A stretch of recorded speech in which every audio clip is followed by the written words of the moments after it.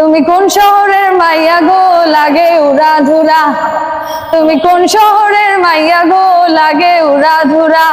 দর্শক ঠিক যেন প্রীতম হাসানের মতোই গাইলেন, ঠিক যেভাবে শাকিব খান মিমি চক্রবর্তী পারফরমেন্স করলেন।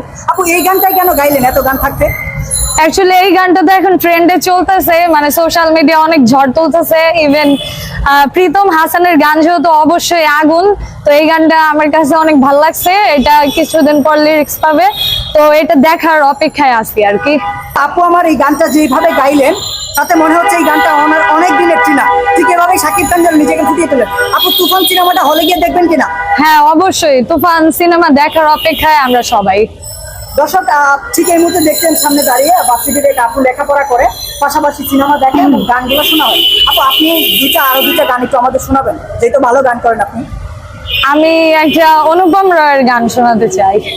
এখন অনেক রাত তোমার কাঁধে আমার নিঃশ্বাস, আমি বেঁচে আছি তোমার ভালোবাসায়। ছুঁয়ে দিলে হাত আমার বৃদ্ধ বুকে, তোমার মাথা চেপে ধরে তুলছি কেমন নেশায়। কেন যে অসংকোচে অন্ধ গানের কলি পাখার ব্লেডের তালে সোজাসুজি কথা বলি। আমি ভাবতে পারিনি তুমি বুকের ভেতর পাচ্ছো আমার শরীর জুড়ে তোমার প্রেমের বীজ। আমি থামতে পারিনি তোমার গালের নরম দুঃখ আমার দুহাত দিয়ে মুছতে দিও প্লিজ। ধন্যবাদ। অসাধারণ গাইলেন আপু। কখনো যদি সুযোগ হয় কোনো বড় তারকা, বাংলাদেশের ওয়ান অফ দ্য মোস্ট যে পপুলার তারকারা আছে তাদের সিনেমায় গান দেওয়ার জন্য, সেক্ষেত্রে আপনি কতটুকু নিজেকে প্রিপেয়ার করতে পারবেন?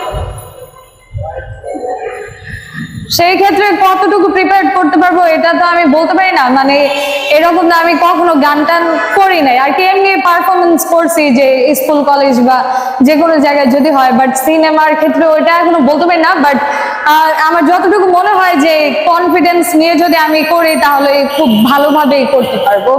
আমরা মুগ্ধ হয়ে গিয়েছিলাম আপনার শাকিব খানের যে গানটা গাইলেন, প্রীতম হাসানের সুর করা, কোন শহরের মাইয়া লাগে উড়া ধুরা। আসলে এই গানগুলো যখন মনের ভিতর থেকে গান, তখন আসলে এই তারকাদের যাদের আপনারা ফলো করেন, আসলে তাদের মুখে এই গানগুলো শুনলে আসলে কেমন লাগে? আমরা তো তারকাদের মুখে গান শুনি বিকজ তাদের, মানে আমরা যে তারকাদের গান শুনি তাদের গান অবভিয়াসলি আমাদের ভালো লাগে। আর প্রীতম হাসানের গান একান্তই আমার অনেক বেশি ভালো লাগে, তার জন্য ওনার যে কোনো গান আমার খুব ভালো লাগে। ইভেন এই গানটাও অনেক বেশি ভালো লাগছে। আমি চাই এটা আরো বেশি, কি বলে, এই গানটা কি টোটালি শাকিব খানের মিক্সিং এর দেখতে যে ভালো লাগছে বেশি নাকি অন্য কিছু?